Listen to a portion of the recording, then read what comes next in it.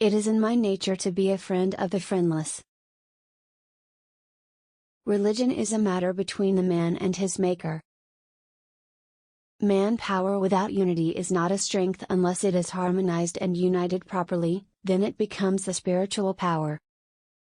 Today we must remove distinctions of high and low, rich and poor, caste or creed.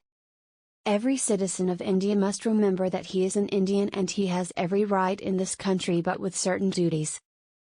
Faith is of no avail in absence of strength.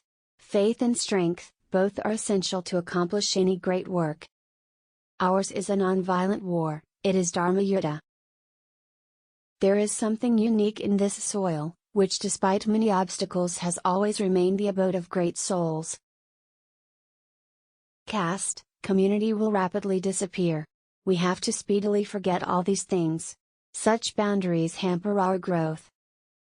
Nonviolence has to be observed in thought, word and deed. The measure of our nonviolence will be the measure of our success.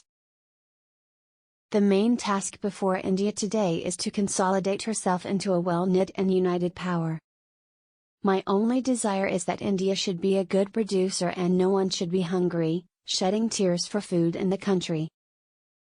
It is the prime responsibility of every citizen to feel that his country is free and to defend its freedom is his duty. Even if we lose the wealth of thousands, and our life is sacrificed, we should keep smiling and be cheerful, keeping our faith in God and truth. It is only so long as a man can retain the child in him that life can be free from those dark shadows which leave inevitable furrows on a man 92's forehead. In a domestic government, unity and cooperation are essential requisites. Your goodness is impediment in your way, so let your eyes be red with anger, and try to fight the injustice with a firm hand. Satyagraha is not a creed for the weak or the cowardly. A war based on Satyagraha is always of two kinds. One is the war we wage against injustice, and the other we fight our own weaknesses.